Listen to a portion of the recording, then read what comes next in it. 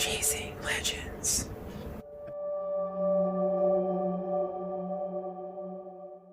What's up, guys? Um, I thought it'd be fun to do like the Grimm brothers fairy tales just because they're really interesting and there is that creep factor to the stories. And so I was thinking of doing some of the history and then like the differences between the fairy tales that we know today and the originals because they are not uh exactly, you know, all Disney-ish.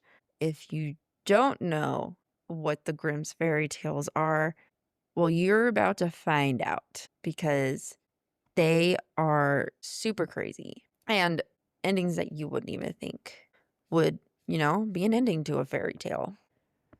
So, real quick though, the Annabelle doll is on tour, which I knew, but now things are getting weird and things are burning down in New Orleans. And Lorraine Warren did not want this doll to be moved ever.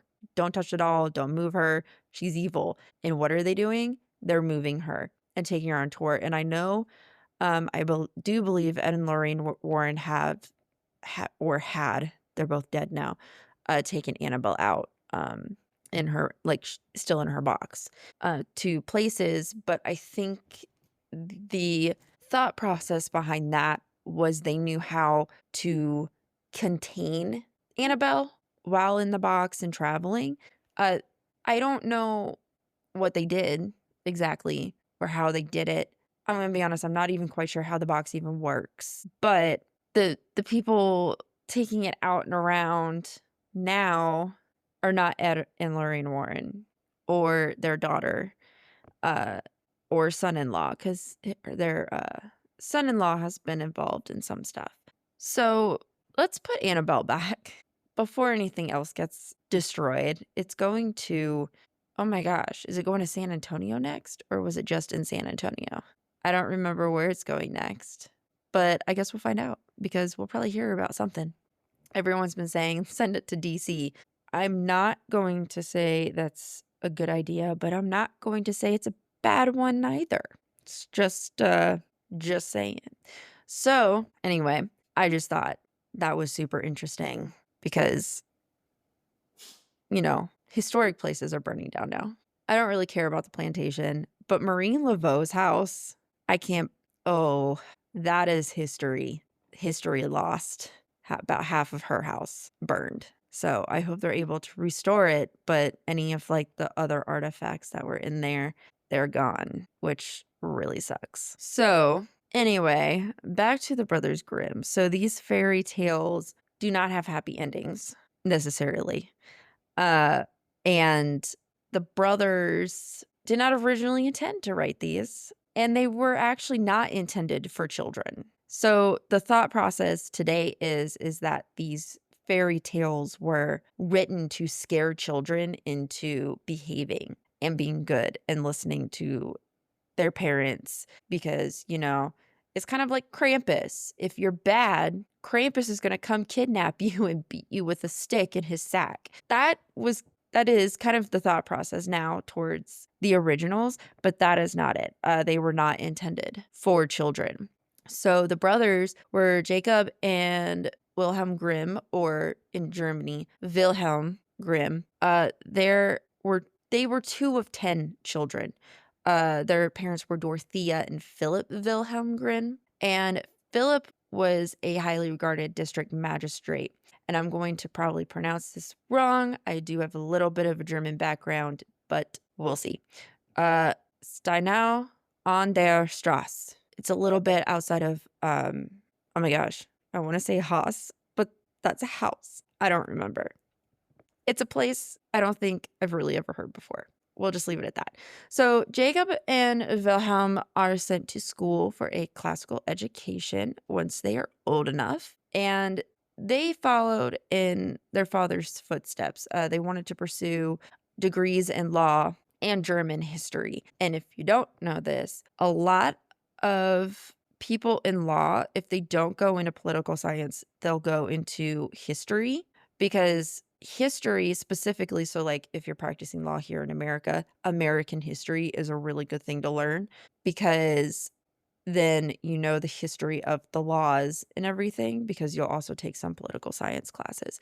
And a lot of people will do that and then go into law school, because you don't just get a bachelor's in law necessarily. So if you're going to practice law at a high level, this is what a lot of people actually do. It's an easy bachelor's, not going to lie, but then it's an easy GPA to be able to get into law school. So it's not surprising that they got a German history degree as well as a law degree, or that was their aspiration. But in 1796, their father died at 44 from pneumonia, and this was devastating to the family. He was the breadwinner, and so all of their financial support was completely lost. And they would then rely on their Aunt Henriette Zimmer and their grandfather Johann Hermann Zimmer. And at age 11, Jacob, he was compelled to be head of the household and provide for the family. So they downsized their home, and Henriette sent Jacob and Wilhelm to study at a prestigious high school. And this high school was called Lyceum in Kassel. And the grandfather would write to them and say, because of their current situation, they needed to apply themselves industriously so that way they can secure the welfare of their family. So basically, hey, go to school and get rich, because we got to rely on you. So they wanted to live up to their father, and they would study 12 hours a day and establish similar work habits. These brothers were very, very close, and I believe that they were also twins, and I didn't look that up. So, okay, they weren't twins. They were a year apart. I can't believe I didn't look that up. Anyway, so Jacob would graduate in 1802, and Wilhelm had contracted asthma and scarlet fever, so he graduated the next year. But they were both ahead of their class. Both were also given dispensations for studying law at the University of Marburg. And the University of Marburg was very small. It was only 200 people. And most students were interested in activities other than schooling. And most of them also received stipends, even though this school was the richest in the state. But the Grimms received no stipends because of their social standing. They were poor. But they were fine with it because it kept the distractions away and they could just focus on studying. So Wilhelm joined Jacob at the university, and Jacob drew the attention of Professor Friedrich Karl von Savigny. I probably said that wrong. And he was the founder of the historic School of Law. And they became very close to Savigny, and they were able to use his personal library as they became more interested into German law, history, and folklore.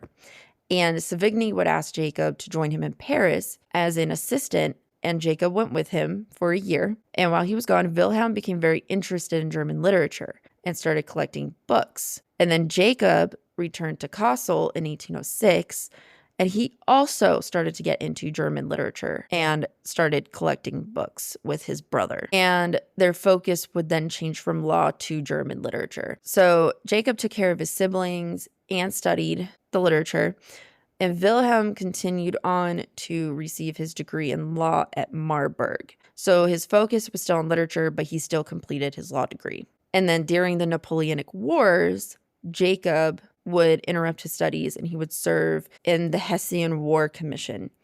And in 1808, their mother will die. And this was really hard on Jacob because he had taken the position of a father figure, but he was also trying to be a brother. So she took kind of that parental image away from him because he was still like the man of the household, and he was seen as that, but he was also seen as a brother.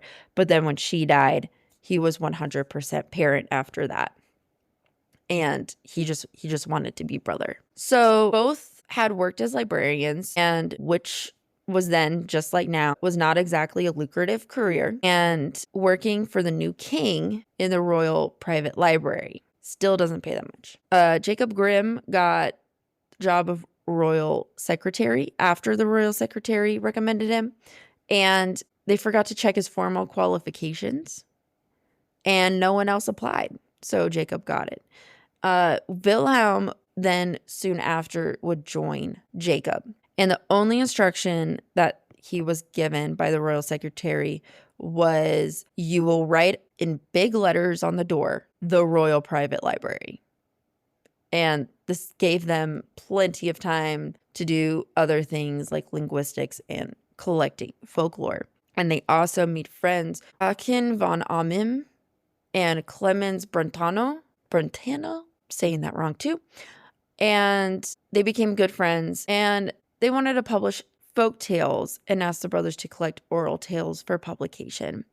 And they would collect a lot of old books. They would ask friends and acquaintances in Kassel to tell tales, and they would gather stories from all of these different people. And then the brothers would seek to collect the stories in order to write a history of old German poesy and to preserve history. The Napoleonic Wars made this time a great political and social turbulence. German-speaking realm was fractured. Many German scholars were driven by nationalism to preserve a quickly disappearing German heritage. And at the heart of the German Romantic movement, it was emotional longing. There was an emotional longing for authenticity. The Romantics believed this truth could be found in simpler words and wisdom of the common people by hearkening back a nostalgic, glorified past. And this purity was expressed as Naturpoesie or folk poetry. So just a lot of wanting to preserve the culture that they have because it was quickly falling away. So just to point out, Clemens Brentano and Akim von Arnim published collections of folk songs in 1805. And then they would begin to collect folk tales from peasant storytellers and from middle-class friends and families and their servants, as well as from European literary traditions. Sleeping Beauty and Hansel and Gretel, for instance, came from a friend called Dorchen Wild, and her family and their nanny. Wilhelm married Dorchen in 1825, and Jacob never married, and he lived with his brother and his sister-in-law. So now we're going to get into some publication. So first was a first volume of the first edition, and it was published in 1812, and it contained 86 stories. And the second volume contained 70 stories in 1815. And then the second edition will have 2 volumes, and those were issued in 1819, as I've said. And then the appendix was removed and published separately in a third volume in 1822, totaling 170 stories. And then the third edition would appear in 1837, fourth in 1840, fifth in 1843, sixth 1850, and finally the seventh in 1857. Stories were added, some were removed, some were revised, and in the seventh edition held 210 stories. Some later editions were extensively illustrated, first by Philip Grote Johann, and after his death in 1892, another illustrator, Anton Robert Leinweber, would take over. The first volumes were very criticized. Although they were called children's tales, they were not regarded suitable for children, and you can imagine why. And if you don't know, you're about to find out. And both for scholarly information included and the subject matter. That's why it was not suitable for children. And many changes were throughout the editions, such as turning the wicked mother in the first edition in Snow White, Hansel, and Gretel to a stepmother, and they were probably made with an eye to such suitability. Jack Zipes believed that the Grimms made the change in later editions because they held motherhood sacred. So we're going to go through a couple of differences in some of the stories. So Snow White, according to Disney, threatened by her stepdaughter's beauty, a wicked mother orders a huntsman to take a young girl out into the woods and kill her, bringing her heart back. The huntsman can't do it and lets Snow White escape into the forest. She finds a tiny house where singing dwarves, all named for their defining characteristics, live. They decided to let her stay to keep house for them. The wicked queen finds out via magic mirror, and Snow White isn't dead, and sets out to kill her with a poisoned apple, because if you can't do it right the first time using someone else, you might as well just do it yourself, I guess. And though the dwarves get revenge by driving the queen off the edge of a cliff, they can't wake Snow White until a passing prince comes and awakes her with true love's kiss. And then they live happily ever after. But the original, in the first edition of the story, it wasn't a wicked stepmother, it was Snow White's mother. She didn't just want Snow White's heart, she wanted her lungs and liver as well. Then she discovers that the huntsman hasn't killed the girl. And if you don't know, in both versions, it's known that he uses pigs' hearts. And I wanted to say intestines, and that's not right. Organs. Pig organs. So when she discovers the huntsman didn't kill her, she sets out to try to kill her herself in 3 different ways. First, with an overly tight corset. She will try to basically suffocate her to death. 2, with a poisoned comb. And then finally, with a poisoned apple. It is not true love's kiss that revives Snow White. It's a good shake. As the prince attempts to make off with Snow White's glass coffin, and the queen, so the prince attempts to take her glass coffin, and it shook, and it revived Snow White. I think she, it was almost kind of like a Heimlich remover. She coughed up the apple, and the queen doesn't get pushed off a cliff.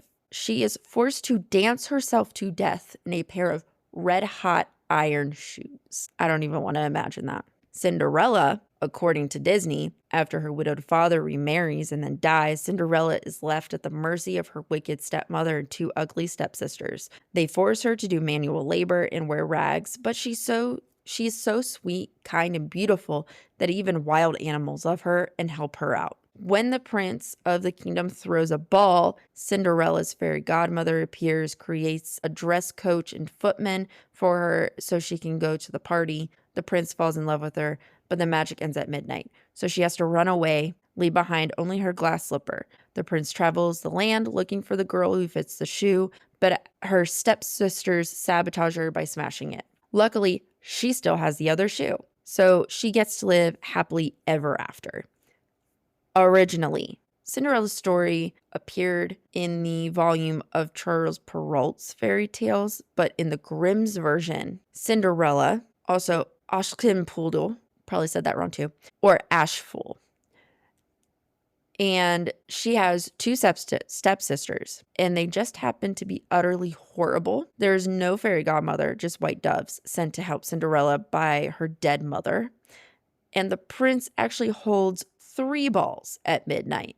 And on the 3rd night, the prince lays a tar trap for Cinderella, which is where she loses her shoe. When her sisters get their chance to try on the missing shoe, they each cut off different parts of their feet in order to fit into the tiny slipper. But the blood dripping from their shoes gives them away. The prince eventually finds his girl, and at their wedding, the magic doves reappear and peck out the evil sister's eyes. I've read these too, and every time I read the endings, I'm just like, wow, this is how they ended. I feel like this is real wild, but also I grew up with Disney, so it's going to sound a little crazy to me. Sleeping Beauty. According to Disney, a king and queen throw a huge party to celebrate the birth of their daughter, Aurora. But though they invite 3 good fairies who each give their blessings, they didn't invite the evil fairy Maleficent. Maleficent is angry about being snubbed. She crashes the party, bestows upon Aurora a curse, and that says before she turns 16, she'll prick her finger on a spinning wheel and die. One of the good fairies manages to modify the curse so Aurora won't die. She'll just sleep until awoken by true love's kiss. Disney really loves their true love kisses. The fairies try to hide her. She eventually meets and sings to the prince in the forest, but curses can't be hidden, so she ends up pricking her finger and falling asleep anyway.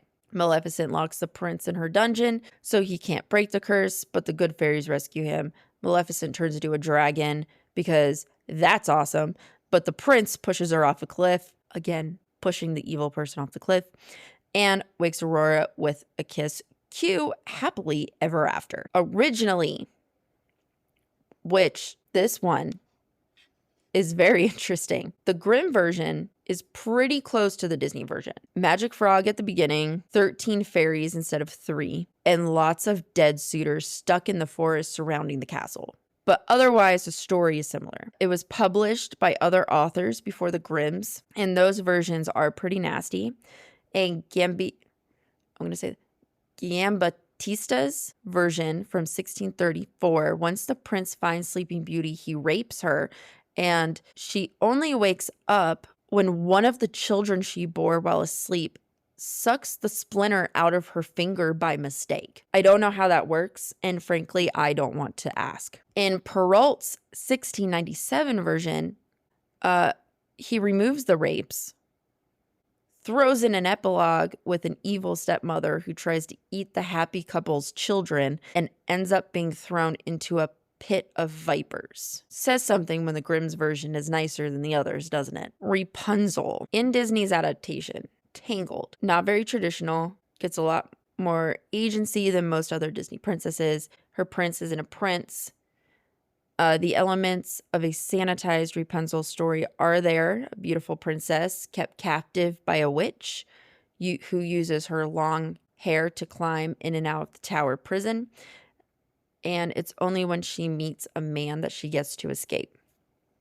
Originally, in the Grimm's version, the reason the Wicked Witch gets to make off with baby Rapunzel is that her dad stole herbs from the witch's garden to meet his wife's cravings. And when he got caught, he agreed to hand over his firstborn. Stuck in the tower, Rapunzel lets down her hair for the witch day after day, but when a passing prince hears her singing, he decides to pay Rapunzel a visit himself. He secretly visits her several times, and the witch only finds out because Rapunzel gets pregnant and innocently asks why her belly's getting so big. In a rage, the witch cuts off the girl's hair, uses it to lure the prince back into the tower, then chucks him off the top, letting him fall into a thorn bush that plucks out his eyes. Eventually, there is a happy ending where the couple gets back together, but Rapunzel's tears heal the prince's eyes. And there's more. In some of the Grimm stories, there's an unpleasant theme of anti-Semitism. One example, in one story, the hero tortures a Jewish man by making him dance on thorns until he's torn and bleeding as punishment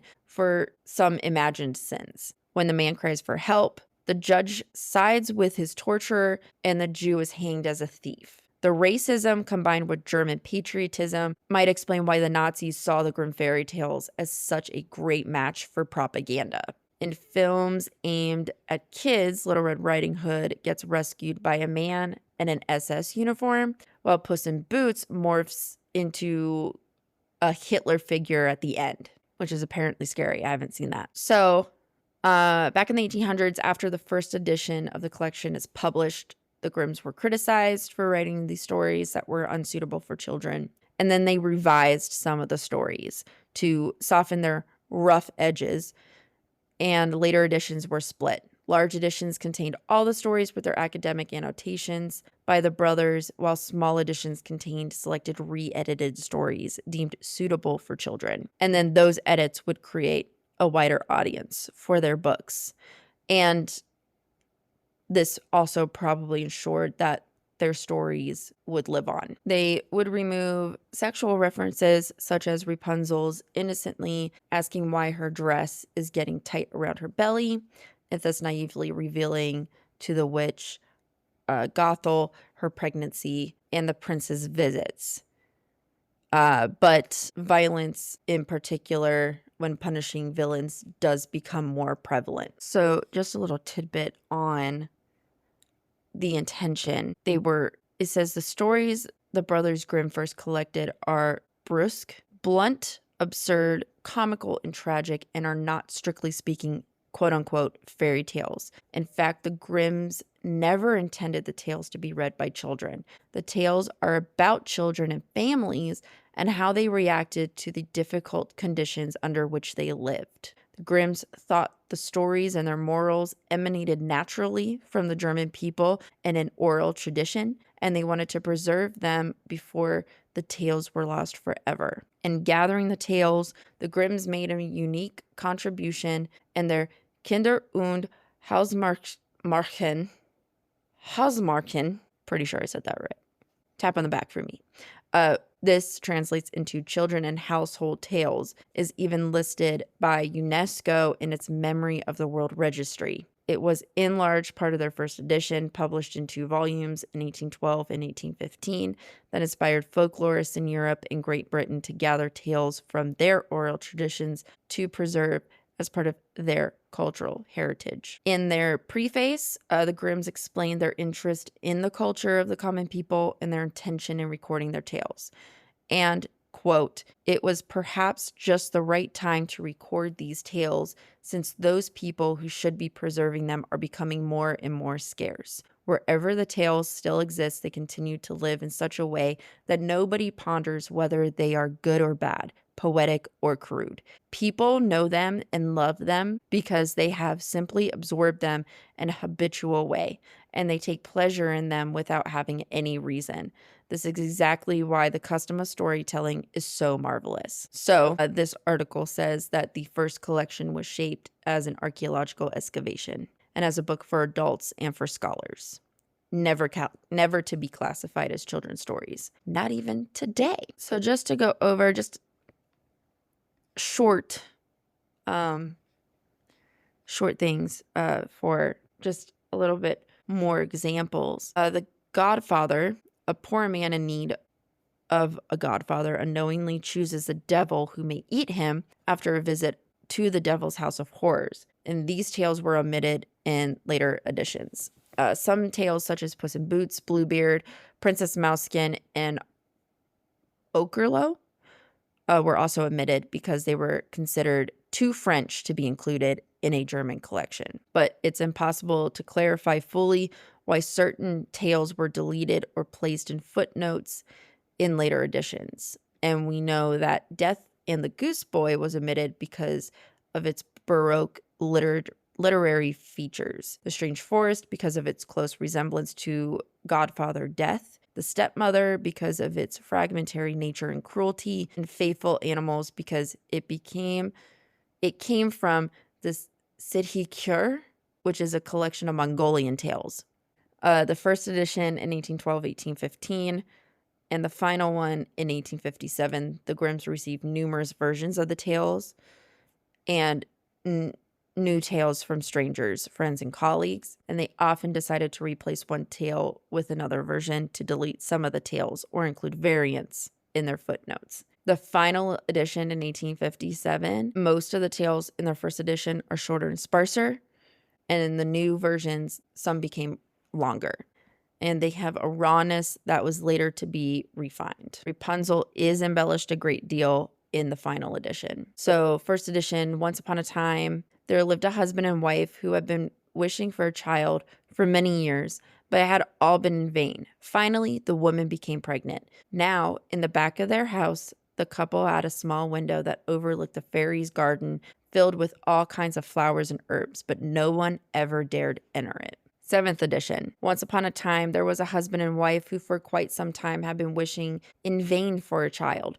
Finally, the dear Lord gave the wife a sign of hope, and their wish would be fulfilled. Now, in the back of their house, the couple had a small window that overlooked a splendid garden filled with the most beautiful flowers and herbs. The garden, however, was surrounded by a high wall, and nobody dared enter it because it belonged to a sorceress who was very powerful and feared by all. So aside from adding a Christian motif and substituting sorceress for a fairy, Wilhelm Grimm concealed a later scene in the first edition when Rapunzel reveals that she apparently had sex with the prince and was impregnated. Other differences in the edition show in the first, Snow White's mother, not her stepmother, wants to kill the beautiful girl out of envy. The terse tale called The Wild Man, in which a mysterious, powerful king helps a boy who has helped him escape from a cage, is embellished and transformed into a very long, elaborate tale with the title Iron Hans. The Wild Man in the 1812 version is more kind than the stern Iron Hans, who determines the young man's destiny in a coming-of-age story. Likewise, the devil in the green coat is given a new title, Bearskin, and a totally new beginning and meaning. In the 1812 tale, the Grimms portrayed an oppressed, timid young man abandoned in the woods by his brothers. He accepts the devil's green coat and will enable him to survive for 7 years if he doesn't shave or clean himself. In the longer 1857 version, there are echoes of the Napoleonic Wars. The protagonist is a discharged and homeless soldier who's treated poorly by his family and then turns to the devil for survival. In the originals, again, premarital sex was a theme, not just from Rapunzel, but Hans Dumm, who is about a man who impregnates a princess simply by wishing it. The Frog King, a princess spends the night with her suitor once he turns into a handsome bachelor. And in the later ones, they would strip the sex scenes. And any hidden sexual innuendos, though, would remain. There's also themes of graphic violence. They did tone down the sex, but they ramped up the violence. A particular horrific incident occurs in The Robber Bridegroom when some bandits drag a maiden into their underground hideout, force her to drink wine until her heart bursts, rip off her clothes, then hack her body into pieces. Cinderella, the evil stepsisters, they cut their toes and stuff to fit into slippers. The Six Swans, an evil mother-in-law, is burned at the stake. The Goose Maid, a false bride, is stripped naked, thrown into a barrel filled with nails, and dragged through the streets. And Snow White, the wicked queen, dies after being forced to dance in red-hot iron shoes. But even love stories contain violence. The princess in The Frog King turns her amphibian companion into a human, not by kissing it, but by hurling it at the wall in frustration. She just, the frog annoyed her, if I remember correctly, because I also read this one. And it's been a while. But if I remember correctly, the frog was annoying her. Like, she could talk to it. And because he was annoying her so bad, she got frustrated and she just chucked him across the room. And he slams into the wall and just turns back into a prince. Or a king, whatever. That one I found amusing, actually. Child abuse is also a theme. Snow White is just 7 when the huntsman takes her into the forest with orders to bring back her liver and lungs. The juniper tree, a woman decapitates her stepson as he bends down to get an apple. Then she chops up his body, cooks him in a stew, and serves it to her husband, who enjoys the meal so much he asks for seconds. Snow White eventually wins the day, as does the boy in the juniper tree, who is brought back to life. But not every child in the Grimm's books are lucky. The title character in Frau Trude turns a disobedient girl into a block of wood and tosses her into a fire. And in The Stubborn Child, a youngster dies after God lets him become sick. And then we've talked about this one, anti-Semitism.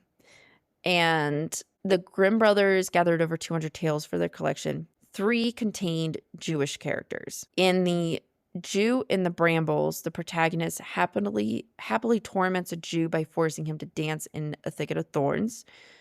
And we talked about that. He also insults the Jew, calling him a dirty dog, among other things. Later on, the judge sides with his tormentor and doubts that a Jew would ever voluntarily give away money. And the Jew in the story turns out to be a thief and is hanged. In The Good Bargain, a Jewish man is likewise portrayed as a penny-pinching swindler.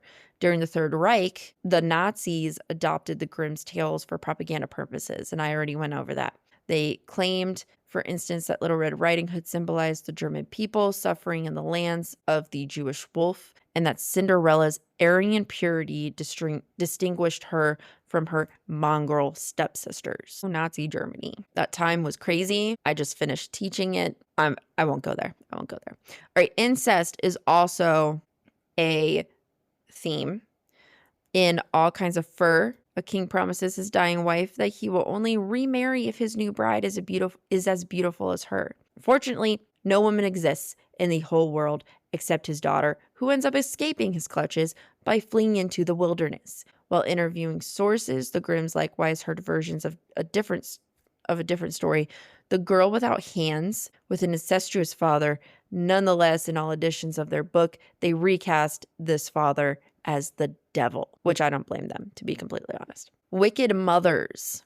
Evil step-parents are a dime a dozen in fairy tales, but the Grimms originally included some evil biological mothers. In the 1812 version of Hansel and Gretel, the wife persuades her husband to abandon their children in the woods because they don't have enough food to feed them. Snow White has an evil mother, and she's infuriated by her daughter's beauty, wants to kill her. The Grimms turned both of these characters into stepmothers, and mothers have essentially remained off hook ever since the retelling of the stories. So just the quick changes that we've talked about. The tales became longer. Biological mothers became stepmothers. In the revised versions, Rapunzel does not get pregnant. In 1857, the 7th edition, the pregnancy had been cut out of the story entirely, and Rapunzel just accidentally reveals that she's been seeing the prince by asking Mother Gothel why she is much more difficult to pull up than he is. Foolish and insulting. The fairies were recast. The text is altered to be more in line with Christianity. Some improbable plot developments remain. There's a good deal of magic. They didn't really take away the magic too much in the following editions. The transformation that occurs in the tales is generally not deleted.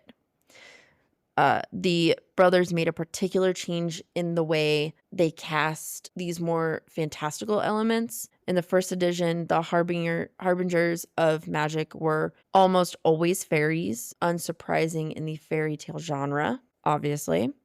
And during the time of the Grimms worked, the Napoleonic Wars saw the French occupy much of German-speaking Europe, and somewhere along that line, they decided to stop using the French term fairy, or sometimes F-A-E-R-I-E, instead of the normal F-A-I-R-Y, and instead replaced each instance with some other vague mystical being. So Rapunzel, the fairy, became a sorceress. Briar Rose, also known as Sleeping Beauty, the fairies were changed into wise women. And then some stories just got cut altogether. Grimm's Fairy Tales was 156, and the final edition was 210, but they didn't add stories in the interim. The deluge of similar tales they received after the first publication drew widespread acclaim and gave the brothers plenty of material to work with, but certain tales couldn't be sufficiently amended to fit a less gruesome standard. One such story, How Some Children Played at Slaughtering, is a story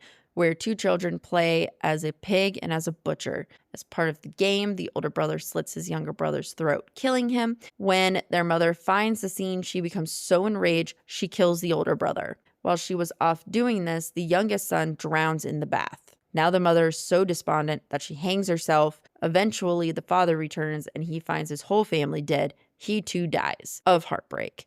Even with a liberal approach to editing, it's unlikely such a story could be Disney-fied, as they call it. I don't know how you would turn that into a Disney story either. Everyone's dead and killed each other or committed suicide. That's a lot for Disney, I feel like. Yeah, I don't know how Disney would do that, but let's not try. I feel like that would not be good. So that is the Grimm fairy tales. And if you stuck with me through this whole thing, thanks.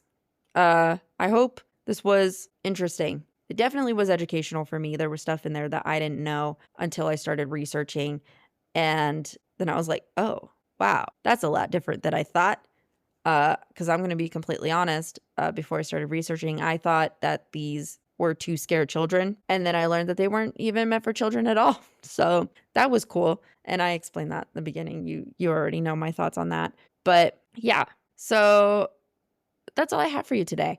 I did get a request for a monster, and it is in Ohio, I believe. They said they were from Marietta, Ohio, and there is a monster out there, and I'm trying to find it real quick, but it's kind of hard to find things, I feel like, in TikTok, because I don't know how to find any of my messages unless I have been actively messaging that person. So I'm going to have to find that. And I should have written it down, and that's my bad.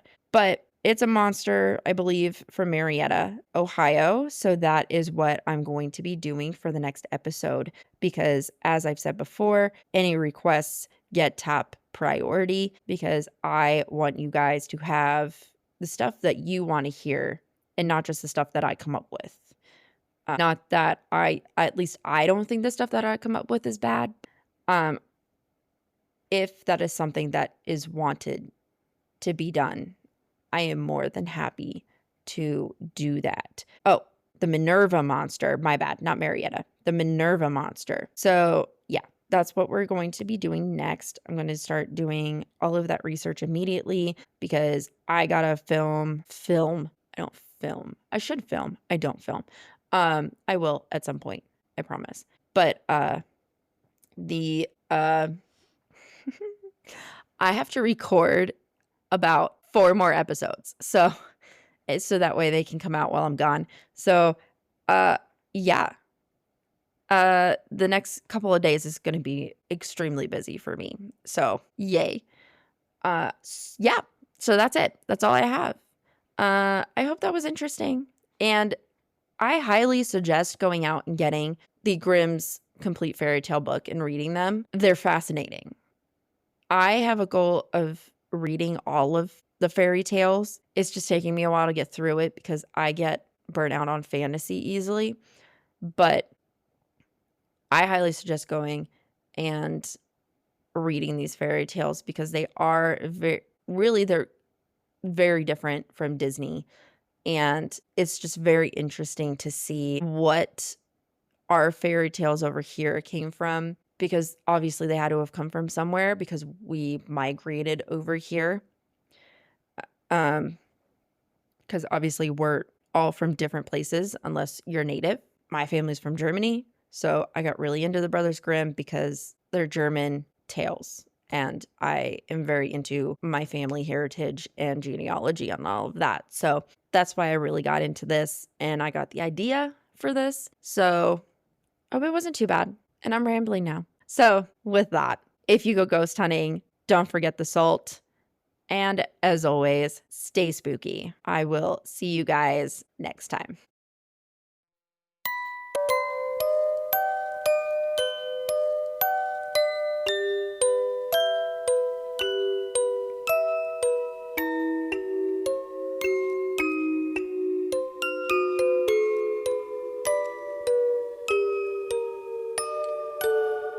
Chasing legends.